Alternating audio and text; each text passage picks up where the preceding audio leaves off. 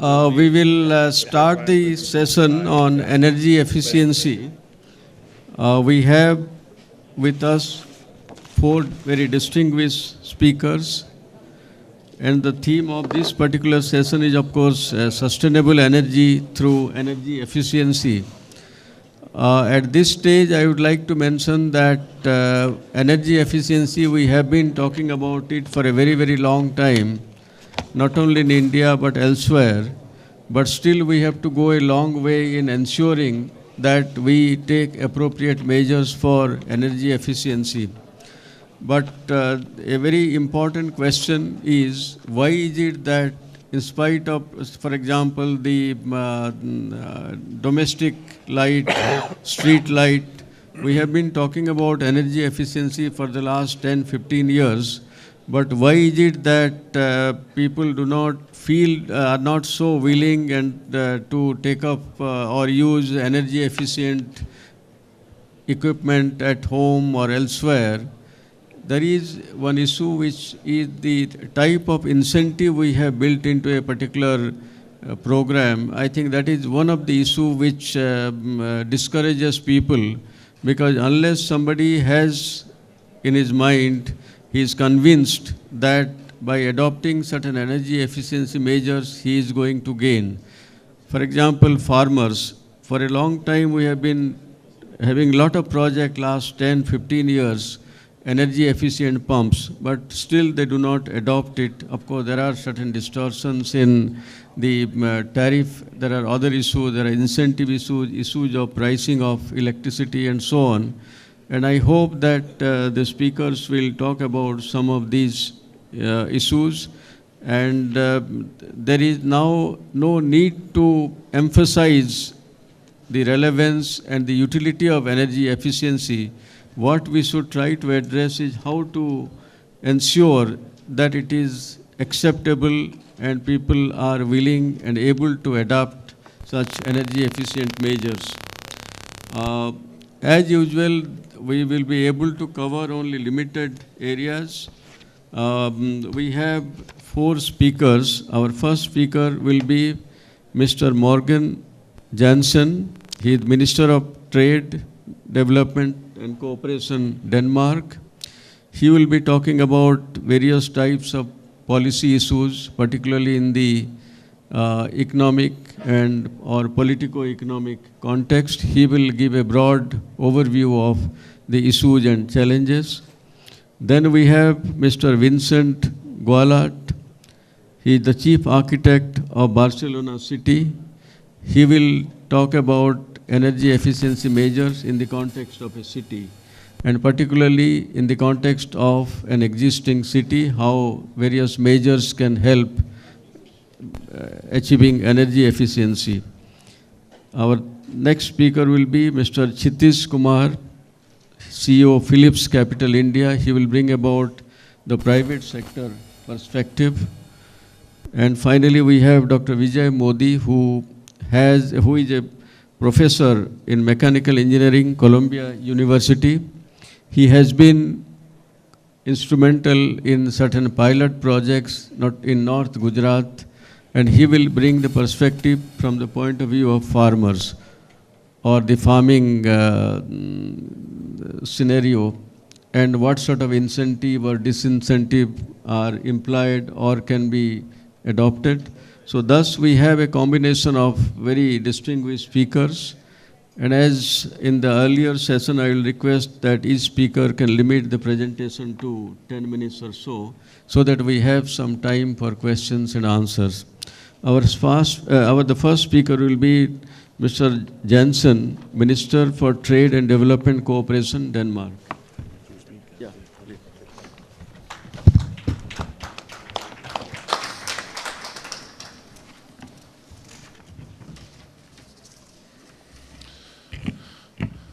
Well, Excellencies, distinguished guests, first of all, let me congratulate Prime Minister Modi, but also the government, not at least the government of Gujarat, for this, I would say, very, very successful organizing of a vibrant Gujarat. It's a true pleasure to be here. And I'm, of course, especially pleased to speak at this session on energy efficiency at a time when energy has risen to the top of our global agenda. And I'm particularly pleased to be in this session with focus on the benefits of energy efficiency in what I would call incredible India, an amazing country with a blooming economy, a rising power with so much potential, not least when it comes to increasing energy efficiency. The background for this session is that the global energy landscape is changing very fast.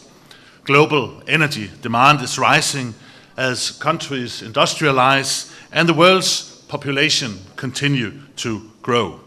And I won't repeat all the facts that you've got already, because we all know that it's time to make the right choices on energy policy.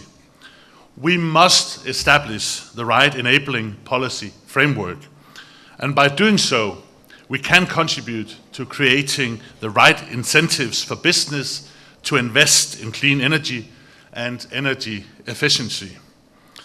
The high potential of energy efficiency in this new world order is often overlooked.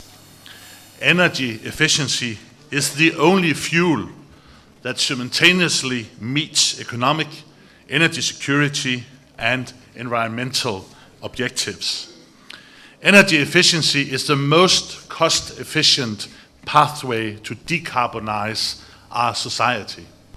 And according to the International Energy Agency, energy efficiency accounts for almost half of the cost-effective measures needed to keep the global temperature rise below 2%, or 2 degrees, sorry. Reducing greenhouse gas emissions is, however, far from the only benefit from improving energy efficiency. Energy efficiency is about application of proven technologies. It is good business case. It offers low risk and a high return on investment. It requires clever policies and systematic approach to use private-public partnerships. In Denmark, we have long-term experience in this field, and we would like to share with you how energy efficiency can be a sound economic policy also in a country like India. Denmark has largely succeeded in decoupling economic growth from energy consumption. And we have consistently sought to reconcile our economic growth with ambitious green policies. In doing so, we have encouraged education and innovation among both producers and consumers, and we have worked steadily through a number of reforms and initiatives. Firstly, we have adopted a long-term political vision. We aim to have our entire energy supply covered by renewable energy in 2050. To achieve this, we have launched an ambitious energy plan towards 2020, and numerous energy efficiency actions such as price regulations and standardization measures have been introduced to limit waste and to reduce energy and water consumption. Secondly, we have succeeded in creating broad alliances and political support, creating long-term predictability, not least for business, on a green transition. The government offers opportunities to representatives of business, research, public sector, and other stakeholders to join hands to discuss and recommend concrete initiatives to improve the conditions for growth.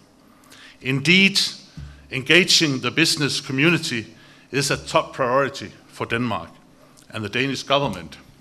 While governments can set up framework, conditions, the private sector can come up with the concrete solutions, the innovations, and also the results. And by applying comprehensive policy frameworks, the Danish government has nudged Danish private companies out of their comfort zone.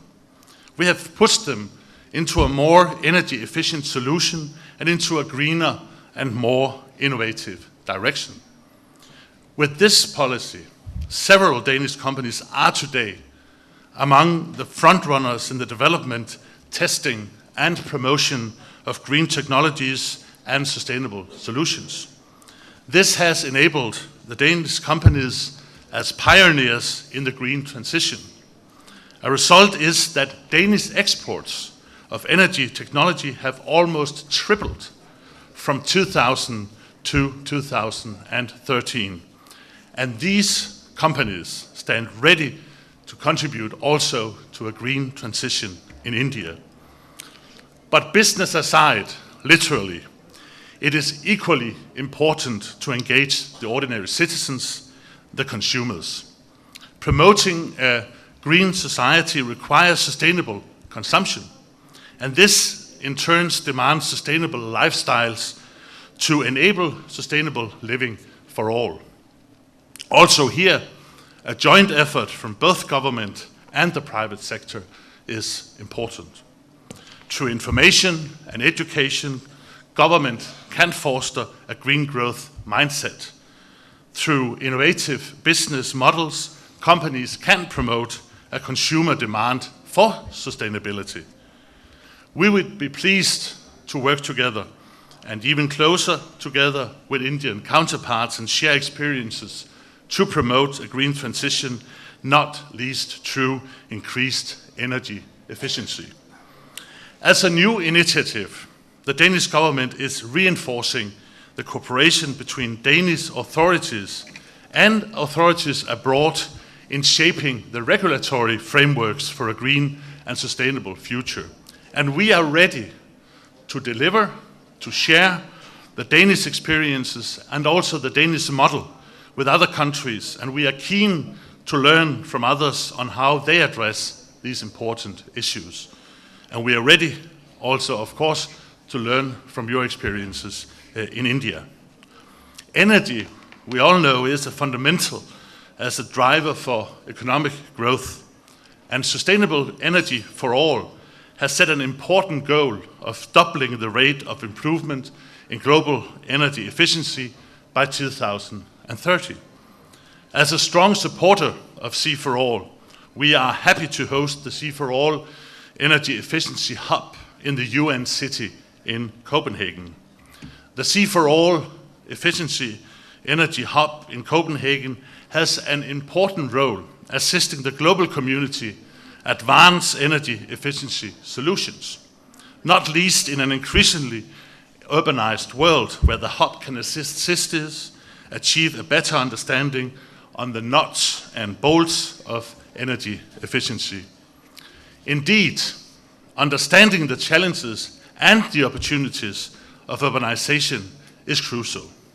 Cities are to hold almost 6 billion people by 2050, and projections show that the increase of India's urban population between 2000 and 2050 will nearly be 526 million people. But it is a challenge that can be turned into an opportunity if managed correctly, and the Energy Efficiency Hub will play a key role as a facilitator. Resource efficiency and energy efficiency in particular lie at the heart of a sustainable service provision.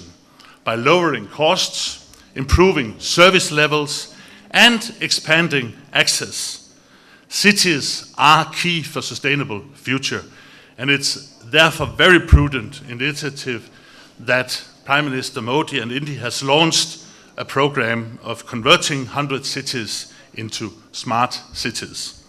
Cities and urbanization offer a unique opportunity to implement and to accelerate the adoption of smart and efficient technology, and the Danish government and many of our cities and institutions and companies are eager to work with Indian counterparts to promote smarter cities and exploit the huge potential of energy efficiency. Thank you very much.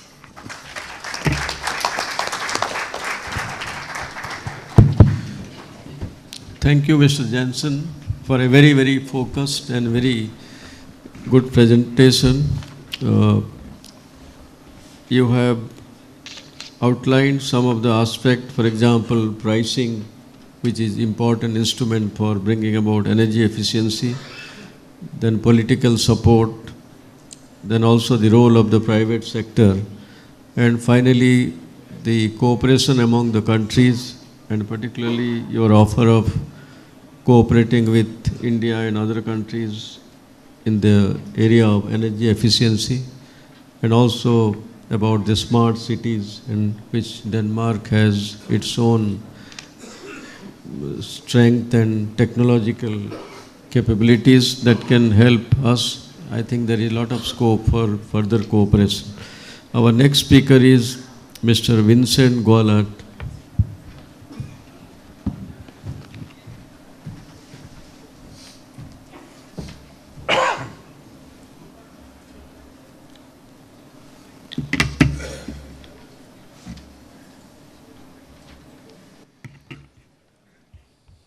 Good morning.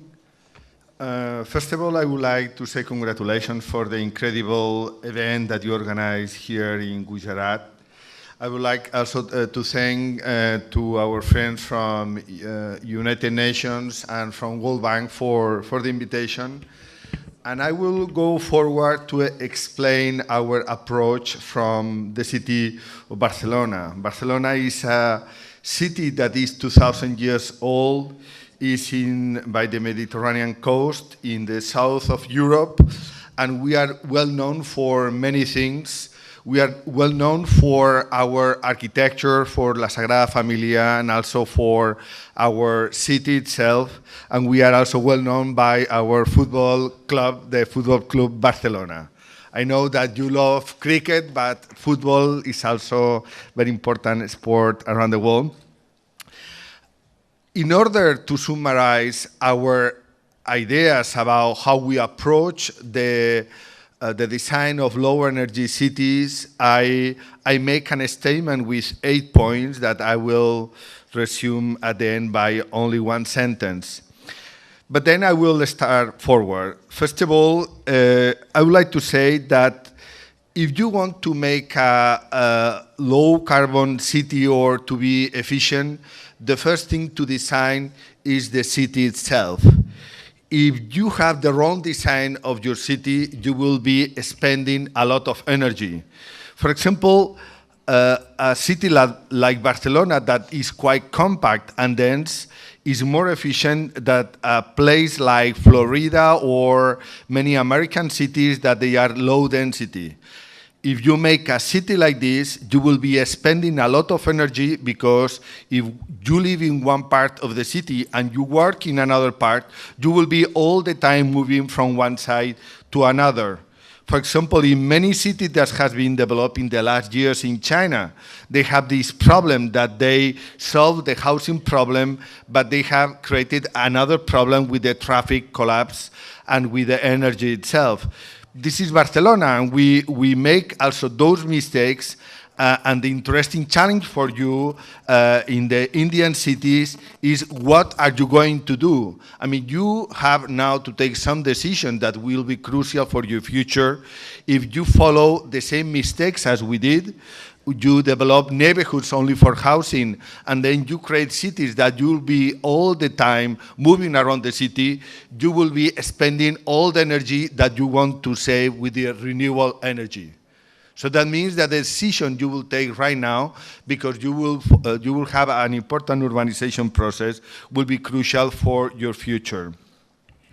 The second question that we are learning, often to buy all of us a car, we learn that public transportation is crucial. And what we are doing right now is we have this kind of spaghetti-style bus network in Barcelona. It's very difficult to take a bus. I never take a bus in Barcelona because you are lost somehow in this network. But we decide, instead to improve a little bit the system, to change completely the system, and now we are making a grid of buses that will be vertical lines and horizontal lines, following or inspired by Curitiba, by the BRT system. something that I saw here. You are starting in Gujarat. And what we are doing also is starting to use full electrical buses. We are starting to use full electrical cars. We are starting to use full electrical motorcycle and full electrical bikes. So that means that our transportation system should be more public-oriented and more electrical-oriented. The third question is about your lifestyle. And from that point of view, we decide to have a walkable city, and what we are doing right now is eliminating space for cars. So this is a very clear sample. This is the future center of Barcelona that we built a highway in, let's say, 30 years ago, but we want to transform this center in a green center. So what we did in just this last year, we take the decision to demolish the highway in order to create this center of the city as a public space. And well, what is interesting about this, you will see now the animation. I hope so.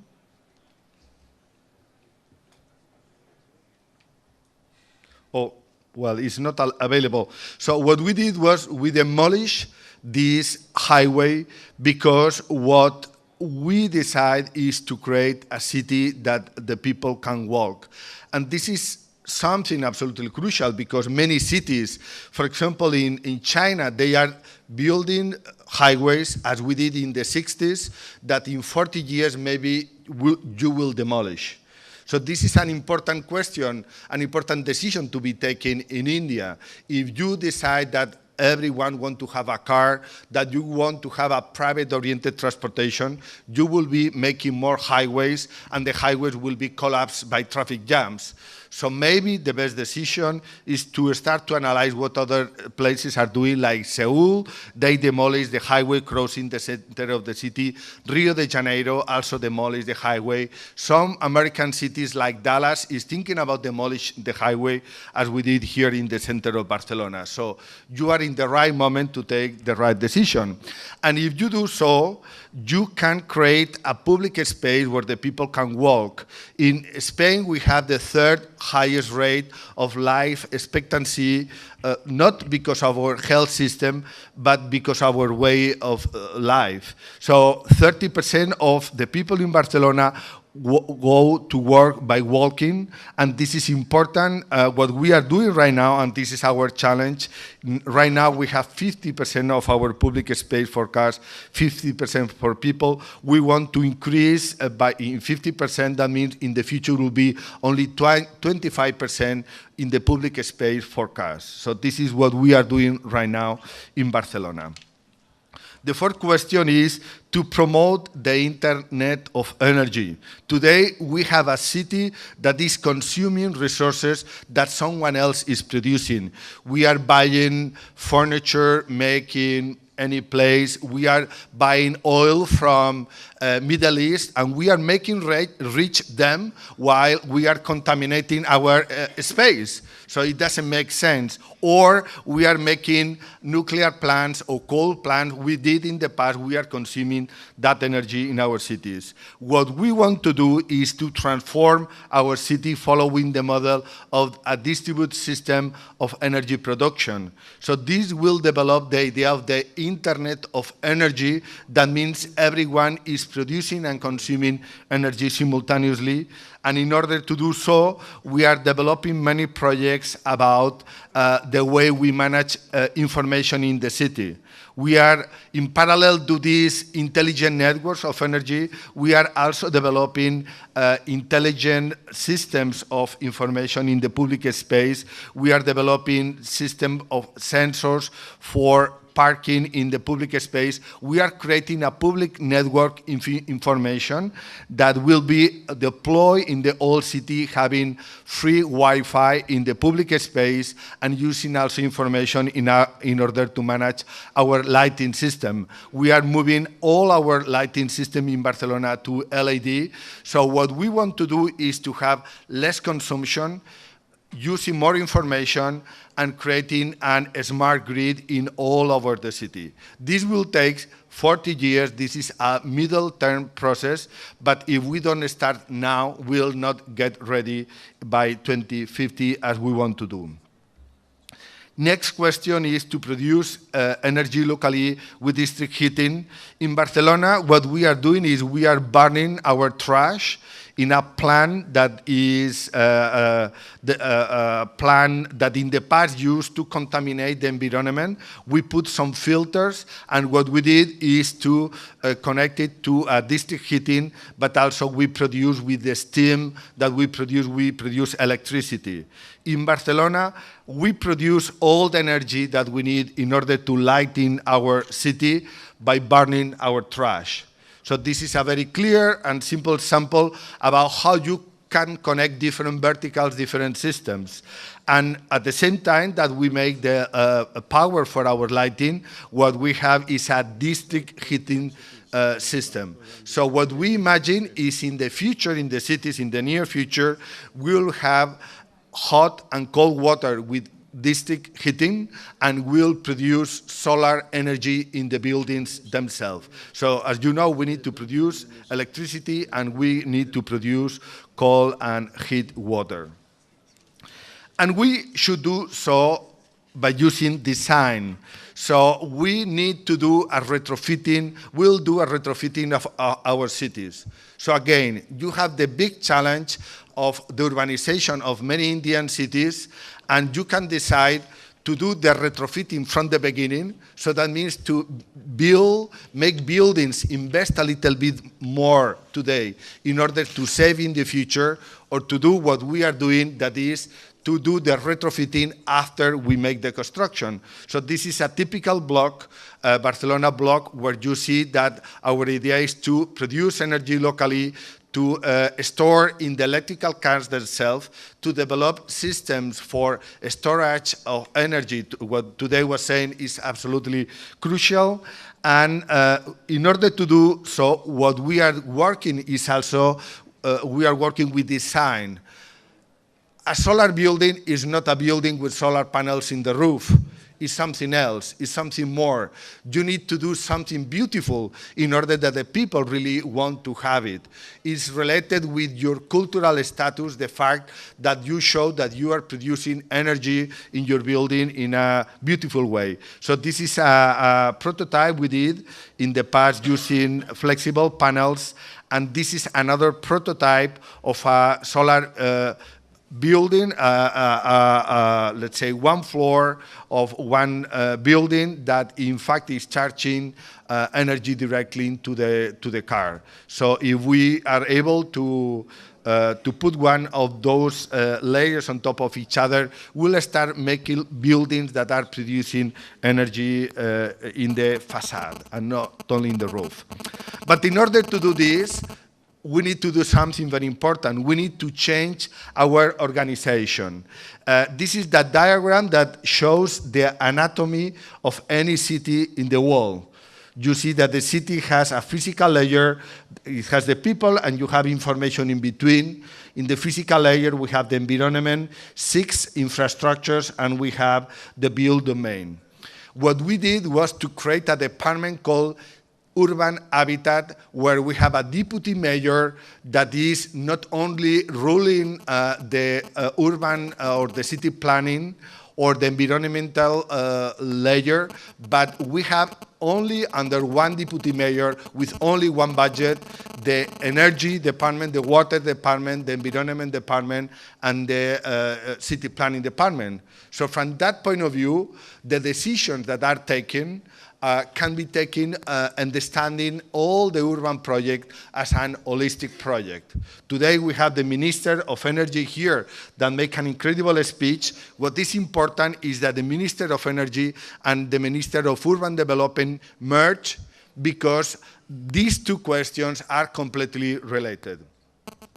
And the last thing is that you need to define your model and to say very clear. Yesterday was impressive It was really very impressive how your Prime Minister explained his vision. I got a paper that is written the vision. So every city should write their vision and to explain how they are going to get to that point. Our vision for the Barcelona in the future is that Barcelona wants to become a self-sufficient city with productive neighborhoods at human speed inside a hyper-connected zero-emission metropolis. So that means we want to mix the best of the slow cities and the smart cities. We want to have a kind of system with self-sufficient blocks that are connected between each other. We want to create a city that produces all the energy internally by retrofitting our city. And in order to do so, we organize many events and conferences. I will invite you to come to the Mobile World Congress or the Smart City Expo in mid-November, where every year is coming more and more cities in order to discuss, to learn, and to share. And the last idea, I mean, it's not about technology, as Mr. King said this morning. It's about your lifestyle, it's about your city, it's about the decisions that you take in order to create your future. This is my email. If anyone wants to contact me, I am very open to answer any question. Thank you.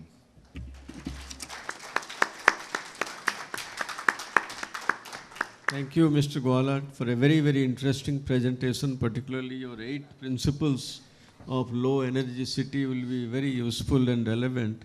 And particularly when we talk about new city, but very few people talk about retrofitting the existing cities, that also will be very relevant to many situations. Our next speaker is Mr. Chitish Kumar. He will talk about the role of private sector and particularly public-private partnership.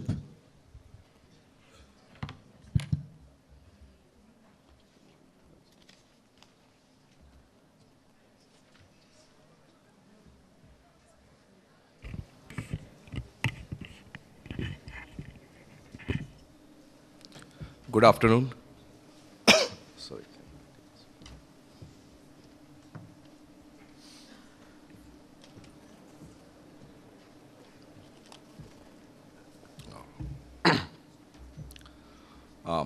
My name is Kshitij. I'll be speaking about potential and opportunities on the energy efficient lighting, especially on the public lighting domain. Let me start with the overall macro scenario for India. We are a power deficit country. There is a supply and demand gap, part of which can be met by clearly converting into LED and more efficient lighting. And I must congratulate the government of India for taking the right step a week back when Prime Minister Mr. Modi announced that Delhi will be going for entire LEDification. All the domestic household will also be getting 2 LED bulbs, each of them. And I think that's a right move in the right way. Public street lighting, if you look at it, is a very visible statement from the government to make sure that they are moving in the right energy efficient place, because it's visible to the people at large. So it's very obvious that energy efficiency, using LED, etc., it's the right way to do. Then why is it that's not happening so far? There are certain inherent challenges in the LED or adoption of LED and public street lighting phase. And I'm going to talk a little bit about those challenges first before we come out and tell you what exactly is the right model to go forward. This map of India shows some of the projects that wanted to go for a public street lighting have failed in the past. And some of the green ones which are in process right now, but we foresee them going towards a failure mode. And the reason why we think that this are going or have failed in the past is the whole model was linked to the energy saving as a percentage. From a municipal corporation, when the tender was floated out, my energy bill is today X, how much are you going to save me as a percentage? Now that has got its inherent challenges. There's a baseline challenge. There's an issue of theft that happens in a municipality in terms of electricity theft that happens. Might not be a use to people out here on the first row, but that's a very realistic challenge in India, theft of electricity. Third challenge happens is like we are a growing urbanizing country, the cities are expanding. How do you deal with new expansions that are going to come up? The second big challenge that has been faced by most of these projects that have come in the past is the payment issues. There are over 270 municipal corporations. Unfortunately, the payment mechanism and the municipality getting money out of municipality for your own payments is always a very tough task. It's not a state government, it's not a centralized government, so getting payment out of municipalities is always a challenge. Third, of course, is there are subsidized tariffs that have been provided by the government in some of the states and some of the municipalities on a subsidized tariff, which does not make the project prima facie viable. Then, of course, the challenges on monitoring and verification, poor infrastructure. There are some of the cables that have been laid down maybe like 20 years back cannot support the LED, the earthing is not right, the poles are not right. So all those challenges have been there in this. So what's the way forward for the private players to come in? The current process, if you look at it, there are four key players. The municipalities, which currently does the procurement. There are local contractors who get those contracts to put and fix those lights out there. There's no scope for an ESCO model out here right now. And it's typically a government-funded project, typically slow execution, and it's a maintenance which is done by the government. The proposed model is that the municipalities, instead of buying lights, they buy light as a solution, and they pay a fixed annuity payout. This is clearly based on the baseline that is already pre-established, which works very well for a country like India. For example, if you have already established that I'm going to pay you for 100 poles, this is the amount of money. My city expands, I add another 100 poles, this is the amount of money that I will get as a supplier of lighting solution, not just as a light. And I maintain that light for the next 5 years, 10 years, the contract period out there. The challenges, of course, from the municipality side would be like, how do I ensure the performance? So how do I ensure the performance of private players? So you can clearly bridge that by providing a performance bank guarantee from the private side. But more challenges lie on the private side on that. Typically, the challenges are in terms of payment risk. As I mentioned in my previous one, most of the projects historically have failed because municipalities are not the best of the credits. Getting money out of the municipalities over a long period of time has always been a challenge.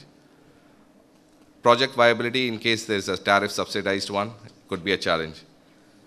The way to circumvent that for a private player would be either the state government or the sovereign guarantee has to step in, because municipalities on standing alone will never be a credible party in the short term. And there has to be a mechanism that needs to be rolled out by the government to make sure that the payments from the municipalities are secure. We have seen the emergence in the last couple of years, EESL and several bodies like that, which kind of act as an insulator between the private party risk as seen by them and some of the intermediaries that have come in between. Clearly, street lighting has got its other benefits as well. And some of the additional benefits that you can see from energy efficient and better lighting are the socio-economic benefit, especially in a country like India, where we see a benefit in terms of safety for women. Better lighting enhances the tourism. There are a lot of spots that people do not go because it's not a very well-lit place. And there are studies which show that a better lit place, tourist places are done much better. There's obviously an improved energy security.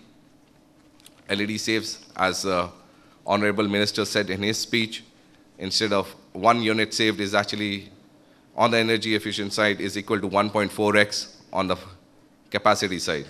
So clearly it saves a lot of energy. Clearly there are benefits of environmental benefit. Some of the action points that from a private side we would like to see government to take is a fiscal initiative. They need to provide some kind of a physical incentive, maybe a higher depreciation rate, the way government has provided in IT assets. For example, when 15, 20 years back, people wanted to adopt more IT assets, there was a faster depreciation rates that were given for procurement of these assets. So computers, etc., got 60% depreciation rate. Similar policies have been there on the renewable energy side as well. I think it's time for a faster adoption that LEDs and energy saving devices should be given maybe for a limited 3 years, 5 years time frame, a faster depreciation rates. that will change the whole corporate world also to start adopting these LEDs in a much faster way. Second is what action that we expect from the government is to make the municipalities a little more viable in terms of credit risk. We have spoken to a few bankers across India.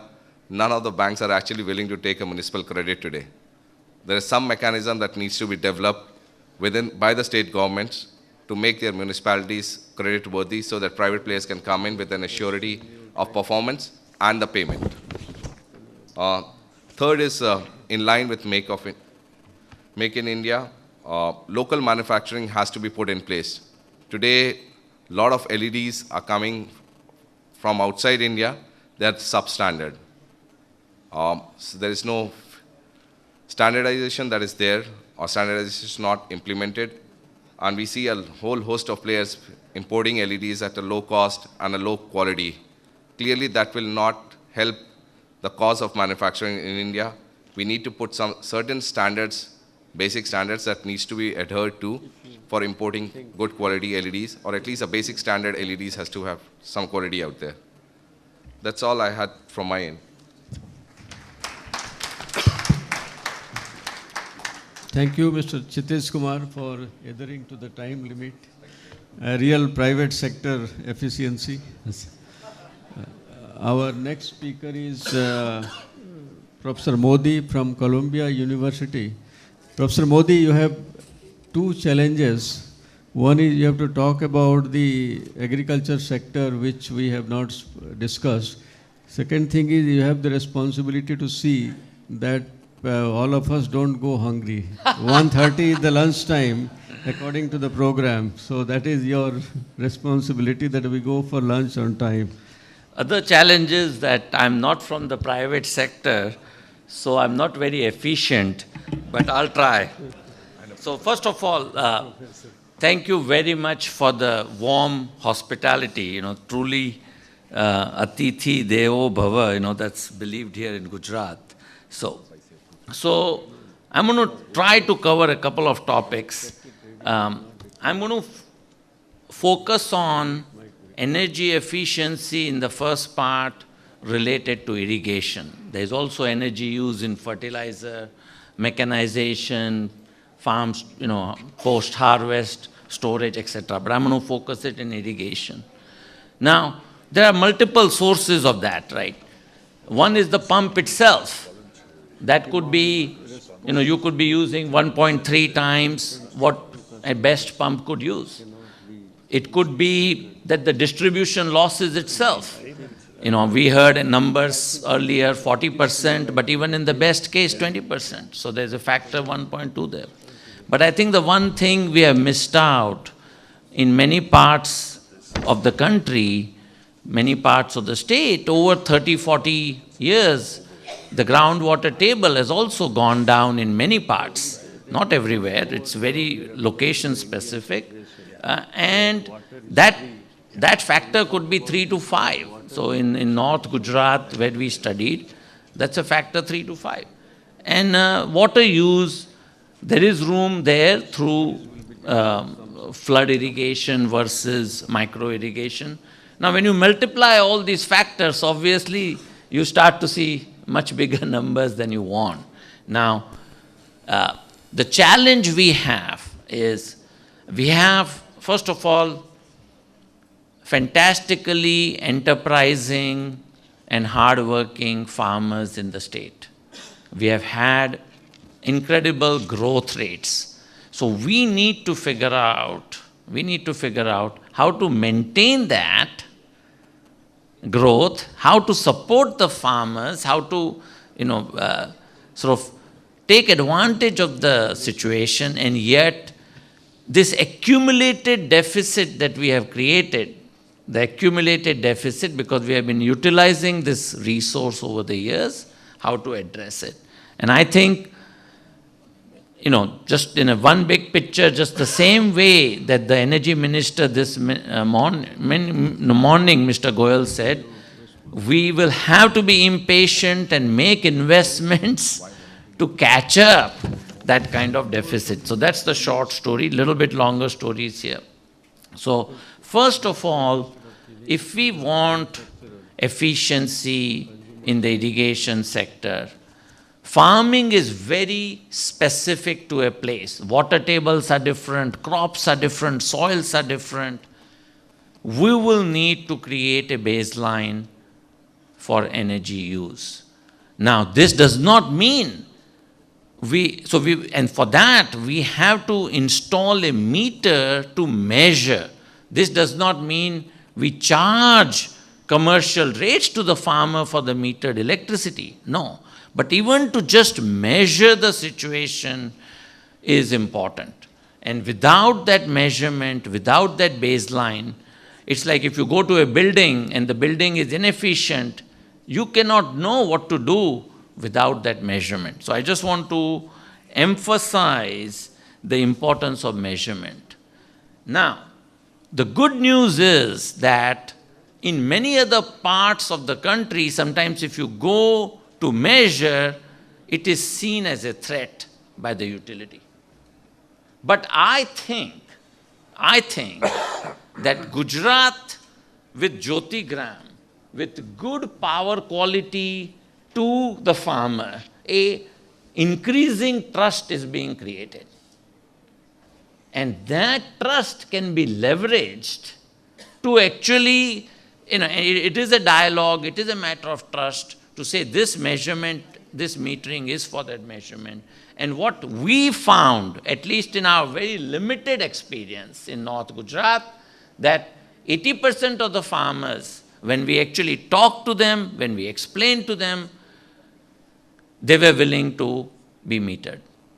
Okay? And we also found that the tampering was very low. So I think that it's a result of this trust, and so that's, Secondly, I want to say is, in everything, we heard before from many speakers, we have to install smart something, smart grid, digital something, electronics.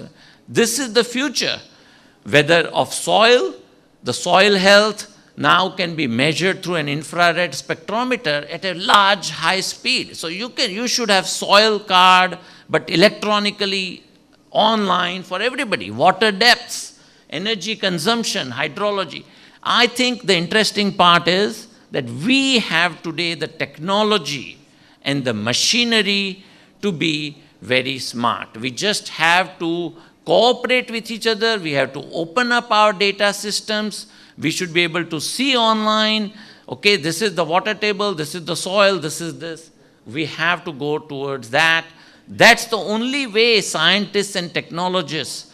So we have found, for example, through our work in Punjab, that a simple thing like soil moisture sensor allows the farmer to not over-irrigate, things like that. So then I think, what do I see in the long run? Currently the system is a horsepower-based system.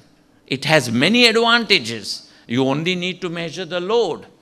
You have an 8-hour rotation system that allows capacity to be well managed with sort of low-cost thermal as base load and spreading that across the night, evening, morning by 8-hour rotation to the farmers is a very efficient, cost-efficient technical system. So I'm not criticizing that. I'm saying if we have to look towards the future, 10 years, 20 years down the road, I think we will have to go more towards a system where the baseline is based on energy rather than just load. And this then allows all sorts of incentives, measures to be put in place so that the farmer can actually benefit, the utility can benefit, and then those who are more enterprising, those who conserve more water, or those who grow crops which are more water efficient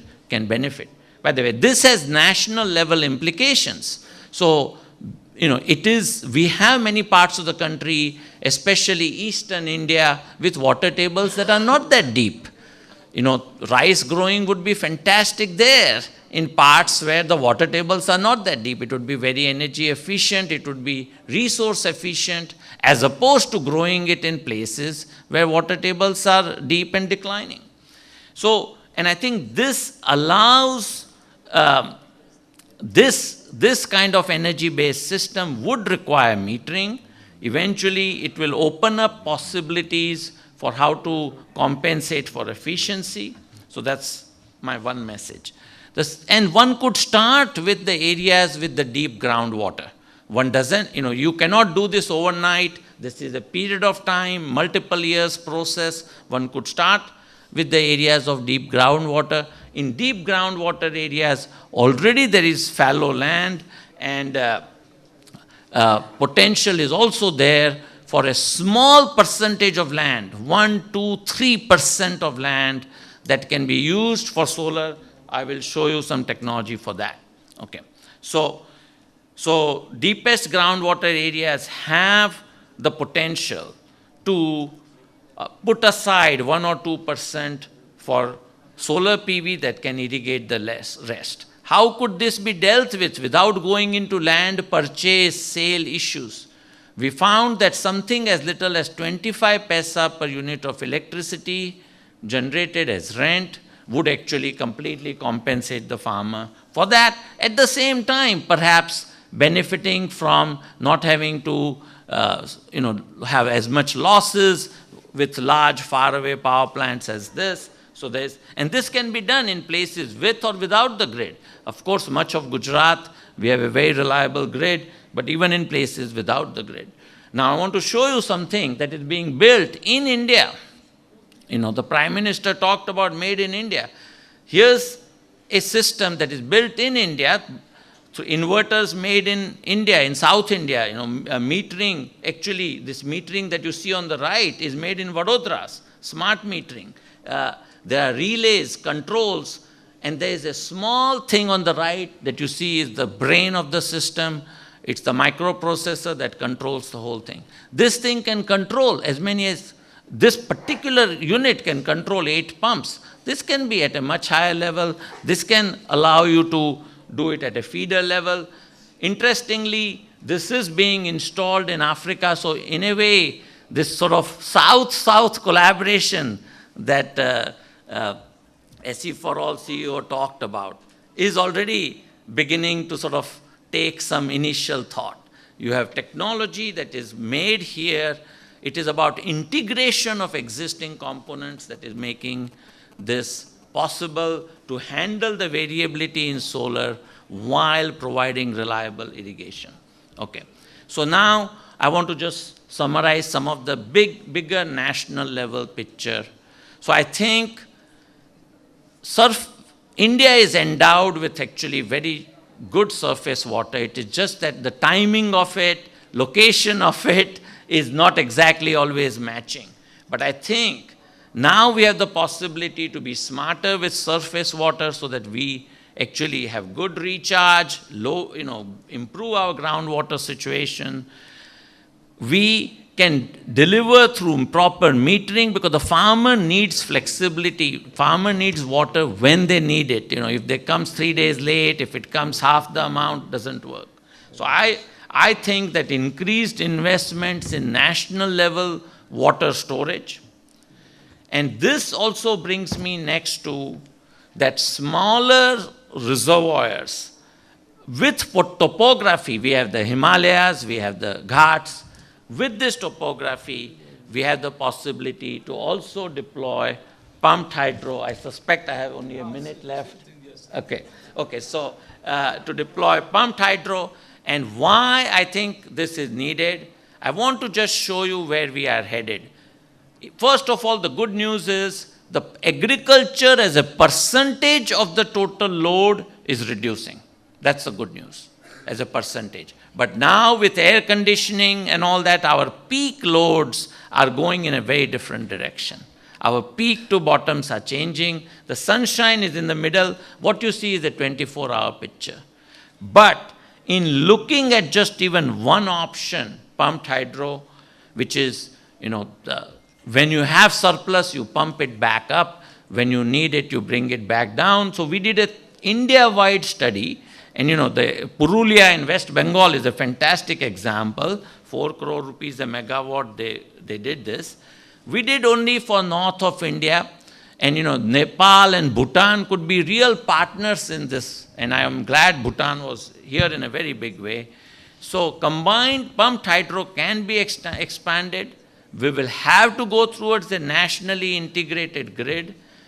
It can be done cost effectively, and this will prepare us for the next decade or two. And so that's my conclusion slide, that in technologies, I'm an engineer at heart, so I'll not talk so much about policy. We have to go towards metering.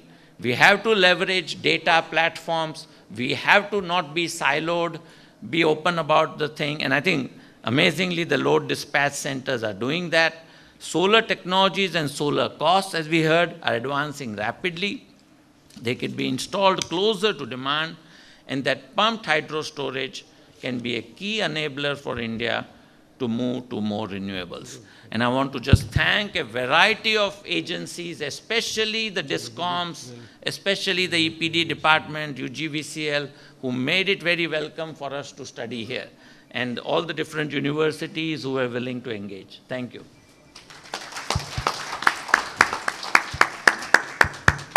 Thank you, Professor Modi. You did very well. I think 1 or 2 minutes more only.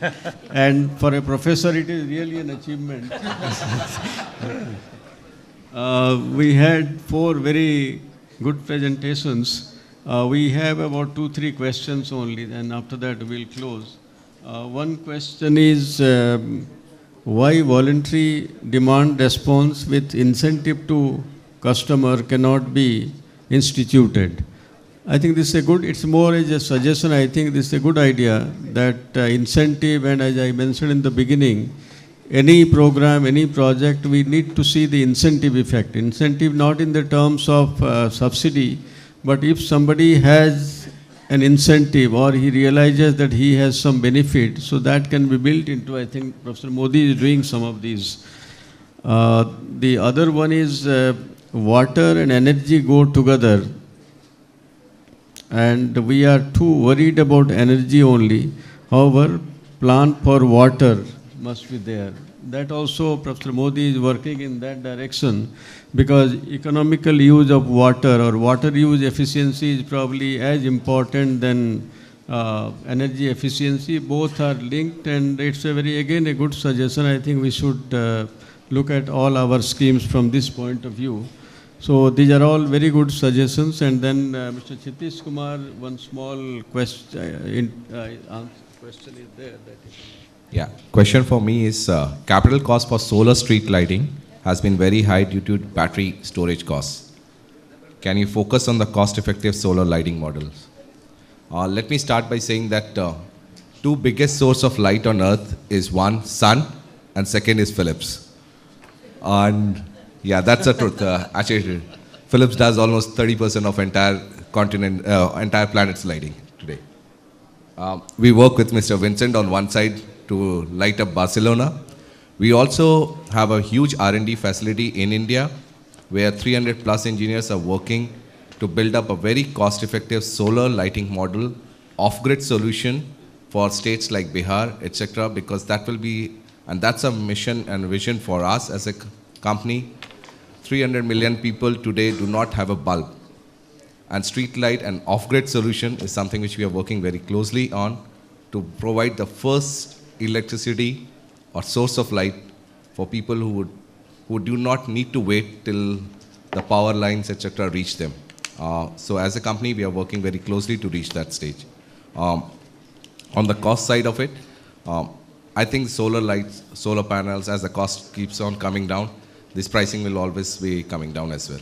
So as a company, we are committed to make sure that this will happen, and I'm hopeful that this will happen very soon now.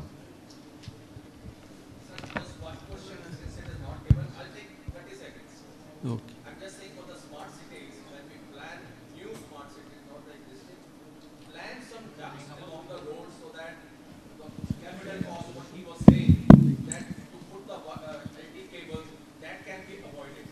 Anytime nobody has to take the roads. No, this is a very good suggestion. I think this has been suggested by some of the utilities in Gujarat also for the last 2-3 years. I think that's very good suggestion. So now I thank all the speakers. We started with Mr. Jensen. Very comprehensively he dealt with policy and institutional challenges. Then of course Barcelona city, that was a very interesting presentation. Then Mr. Chitish Kumar about the private sector, public-private partnership. And Professor Modi, of course, dealt with a very complex issue, and that is actually one of the biggest challenges in India, particularly many cities where the agricultural consumption is very high. That can contribute a great deal to our achieving energy efficiency. And on the whole, it has been a very good session, and very useful outcomes have emerged. And we have also done, I think, quite efficiently so far. The time we started 40 minutes late, but we are completing almost on time. So I hope the organizers should be happy with that. And I thank all of you, including the inaugural session, right from 9:30 to 1:30, 4 hours. You have been so patient and so attentive. So I must thank all of the participants, and thank you very much.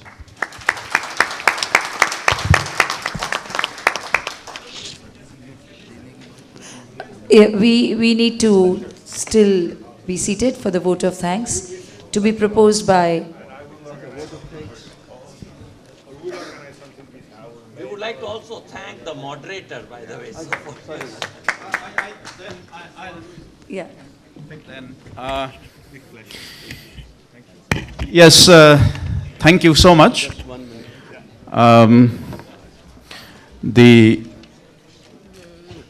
Today's seminar chair and moderator, Dr. P.K. Misra, distinguished speakers, and distinguished participants of the seminar. It's really it's a good seminar today, and it is beyond what I, as a Secretary of the Department of Energy and Petrochemicals, expected. The time management has been excellent, and the topic of today's seminar is relevant and is going to gain in relevance in the coming days. So this is not going to the end of the day, and my responsibility is going to start and increase from today in trying to get the best out of that, whatever the distinguished speakers have spoken today, and whatever suggestions have come, and we'll take it forward. And I'm sure that this is going to go a long way in helping us attain sustainable energy for all. Thank you. Thank you so much. We conclude this session, but we invite all the speakers on the dais for a photograph.